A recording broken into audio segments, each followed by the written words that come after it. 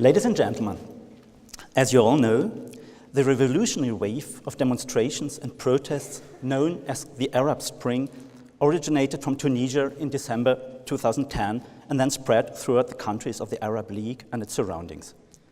While the most radical transition from the Arab Spring into civil wars take place in Syria and Iraq, as we have seen, there's major concern over the protection of cultural heritage in countries of the North African Maghreb as well. In Tunisia, democracy has been consolidated after the overthrow of President Ben Ali in 2011, and parliamentary elections and presidentials have successfully been held last autumn. Libya has been governed by two rival governments since August 2014, one in Tobruk and an Islamist rival government in Tripoli. Control of the country is severely limited by the current civil war between both governments, as well as the activity of different jihadist groups and different tribes that create a generally confusing situation. Since 2011, there has been a steady stream of reports detailing the threats to Libya's cultural resources, from ideological destruction to unchecked development. In 2013, for example, construction machines destroyed parts of a necropolis of the ancient Greek city of Cyrenacia, one of the 5 UNESCO World Heritage Sites in Libya. Another World Heritage Site, Radames, suffered rocket attacks in 2012. Since 2011 to the present day, Salafi Islamists destroyed Sufi shrines and graves in the whole country, including the Sha'ab Mosque in Tripoli. It seems that there's still no damage in museums, but the Department of Antiquities is taking precautions, such as hiding portable objects and securing museums. Perhaps the greatest threat to Libya's diverse heritage is currently the looting of archaeological sites and trafficking of archaeological materials to markets of ancient art. The few international initiatives for the protection of cultural heritage launched after 2011 in Libya itself have now essentially stopped. The escalation of hostilities in the past 9 months has led many foreign embassies to close and international organizations to leave the country. Tunisia's post-revolutionary period equally saw the destruction of many Sufi Muslim monuments in 2011 and 12, including the famous Marabout of Sidi Bou Said near Tunis. Looting and illicit excavation have already been a huge problem in Tunisia under the Ben Ali period, and the problem still exists as the country's numerous sites are almost uncontrollable by security forces and the National Heritage Institute. An impressive exposition in the Museum of Carthage, the Tunisian Heritage Institute showed pieces that had been illicitly excavated and rescued from houses, mainly of the Ben Ali family after the revolution, well aware that this is only the tip of the iceberg. Due to the influx of weapons and trained fighters, mostly from Libya, Tunisia suffers from insecurity, particularly in the border regions to Algeria and Libya. Insecurity that have stopped most activities of foreign archaeological missions in the Tunisian hinterland last year. The terrorist attack in the Bardo Museum of Tunis on March 18th this year showed the vulnerability of the country's tourism industry, which is also based on the richness of Tunisia's cultural heritage. But it underlined also the particular role of history, archaeology, and cultural heritage in the discourse about identity and social cohesion. Tunisia and Libya thus present two different sides of the same coin. While the situation in Libya is so serious that helping inside the country became almost impossible for foreign missions, Tunisia shows generally similar problems, but still a considerably higher level of security and stability that allows direct help inside the country. This leads us to the question what we can do to support the protection of cultural heritage in Libya and Tunisia. A key question in both countries is, as everywhere, the increase of awareness and support of the public. If the local communities are not convinced of the need of protecting the cultural heritage in their own neighborhood, most of our efforts from abroad will not bear fruit. However, Involvement of local communities is a difficult task in both countries, Libya as Tunisia. With the colonial period and the appropriation of the Roman remains in particular by Europeans caused a severe split between the population and their archaeological heritage. In Tunisia, the share in Tunisian visitors in museums and sites is about 2% of the total, which shows the urgent need of reconciling locals with their heritage. In fact, local opposition against destruction of cultural heritage can be extremely successful.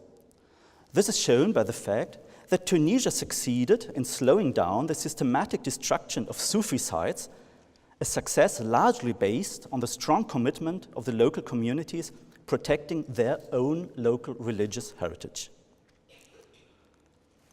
An important example of involvement of local communities is a program for students in the Libyan town Shahat, ancient Cyrene, that should have been presented here by Ahmed Hosein, who was unfortunately not able to come. This project pursues the objective of involving the local community in the tasks and duties of protecting and preserving Libya's heritage. Professor Hosein states that the fact that the Libyan authorities did previously not attempt to involve the local community has led not only to ignorance among the community about archaeology and heritage, but also to a gap in understanding the value of heritage. In the first step of this project, lectures were given to students of different secondary schools in Shahat. The second step included visits to the archaeological sites with special material given to the students with basic information and explanation about the sites and monuments. Ahmed Hosein underlines the positive results of this initiative that confirm the reinforcement of the relationship between heritage and people, emphasizing that the most important point in protecting heritage is knowledge. A similar project has been organized by the Tunisian National Heritage Institute and the German Archaeological Institute at Chimtu, ancient Semitus, in the Tunisian northwest near the Algerian frontier. In this project, we are training local school teachers in history and archaeology to enable them to visit the site and the museums with their classes. Another museum-based project is the permanent exhibition of a hoard of gold coins from Chimtu, which is still the largest gold treasure of late antiquity, in the Bardo Museum in Tunis, a joint project of the Institut National du Patrimoine, the DAI, and the Museum of Karlsruhe in Germany. This project was tragically slowed down some weeks ago with the destruction of the showcases during the attacks and the necessity of a new security concept. But we will now, of course, support our Tunisian partners even stronger and open this exposition as soon as possible. The educational project in Chimtu is part of a broader program aiming to strengthen the social and economic dimension of local heritage in order to ensure their sustainability. It is part of a special program of the German Federal Foreign Office to support the process of democratic transformation in North Africa and consists of a schooling program for local craftsmen, reinforced public relations, training programs for employees of the Tunisian National Heritage Institute, summer schools for students, and in cooperation with the local civil society, public lectures and guided tours. These on-site activities are accompanied by a major program of research fellowships that enable Tunisian and now also Libyan scholars to work in the libraries of the German Archaeological Institute in Rome or Berlin. As to the research strategy in times of insecurity, we do not plan long-term excavations, but concentrate on assisting our partners to securing the sites, producing inventories and cartographic documentation.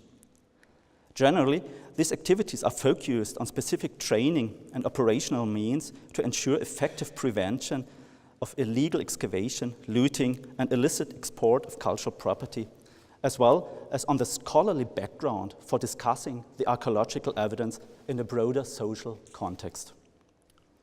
A program managed by Anna Leone from Durham University and Ralf Bockmann from the Rome Department of the German Archaeological Institute focuses on the training of Libyan archaeologists in various fieldwork techniques with the aim of supporting Libya to develop a strategy for the monitoring and preservation of cultural heritage on Libyan territory.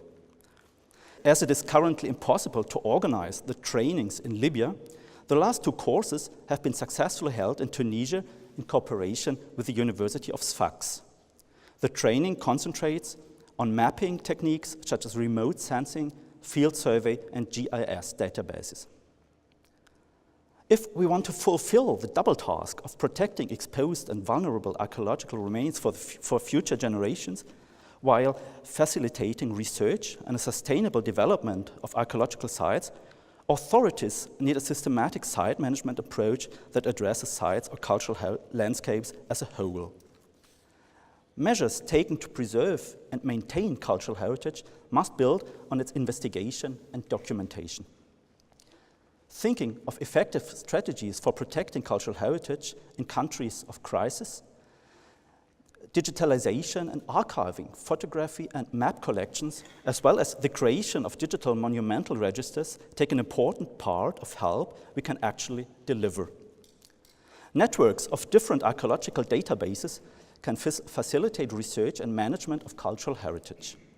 The German Archaeological Institute is currently creating such a tool which will combine different databases of basic archaeological data, objects, sites, stratigraphical data, library collections, and digital publications with, secondly, standardizing systems for archaeological terminology, place names, as well as chronological concepts and terms, and thirdly, analytical tools for text and data mining, as well as pattern recognition. Particularly, the latter can, as we hope, be a useful tool for police and customs officials confronted with unknown archaeological objects, and thus a means against illicit trade of objects. The markets for illegally exported archaeological artifacts are in our own countries, in Europe, the United States, and the Gulf region. Effective measures against illegal parts of the art market are crucial, not only in the countries discussed today. The most effective help, however, is support for the development of stable political and economical structures and security. Thank you very much.